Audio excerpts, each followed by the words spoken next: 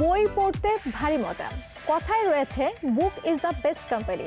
যার কিনা বই পড়ার অভ্যাস রয়েছে, বাকি জীবনে তার একাকিত্বে ভোগার কিন্তু কোনো সম্ভাবনাই থাকে না। অনেকে রয়েছেন যাদের বাড়িতে কিনা রয়েছে বইয়ের হিউজ কালেকশন, আর সেই সব বইয়ের যত্ন নেওয়াটা কিন্তু জরুরি।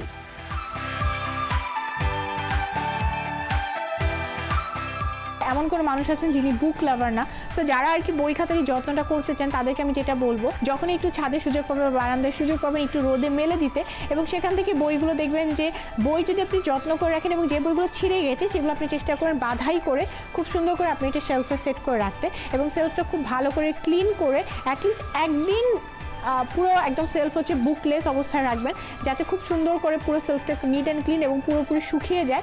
সেলফের মধ্যে হচ্ছে যদি আপনার মনে হয় যে অনেক সময় ব্যাড স্মেল করতে পারে, সেক্ষেত্রে আপনি ন্যাপথলিন রাখতে পারেন, অথবা কোনো যে কোনো ওডোনিল টাইপের সুগন্ধি সেগুলো আপনি প্যাকেট সুগন্ধি সেগুলো রাখতে পারেন।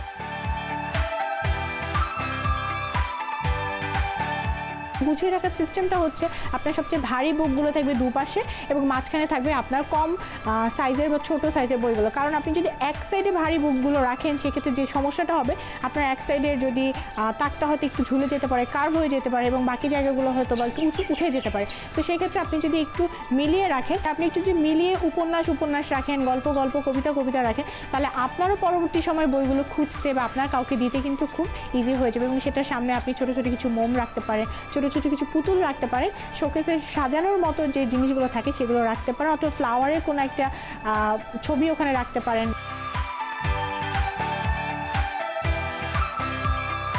অনেক সময় বইগুলো ছিঁড়ে যায়, সেক্ষেত্রে হচ্ছে আপনার প্রথম কাজ হচ্ছে বইগুলো খুব সুন্দর করে বাধাই করবেন। প্লাস্টিকের বাধাই করতে পাওয়া যায়, আপনি যদি ঢাকা নিউ মার্কেট এরিয়াতে যান, পুরান ঢাকায় যায়, সেখানে যাবে খুব সুন্দর করে বইগুলো বাঁধিয়ে সেখানে হচ্ছে আপনি খুব সুন্দর করে নাম লিখে রাখতে পারেন। আর অনেকগুলো আছে যে না বাধাই করার প্রয়োজন নেই, সেক্ষেত্রে হচ্ছে আপনি একটু মলাট করে রাখতে পারেন, মলাট করে রেখে তবে আপনার যদি বইয়ের পাতা কোনোটা ভিজা থাকে, কোনোটা যদি ভাঁজ করা থাকে, সেক্ষেত্রে হচ্ছে আপনি একটু রোদে রাখবেন, রোদে একটু রেখে শুকিয়ে নেবেন, সেটা ছাদে মেলে দিতে পারেন বা বারান্দায় দিতে পারেন। তারপর সেগুলোকে আপনি খুব সুন্দর করে একপাশে সংরক্ষণ করে রাখতে পারেন।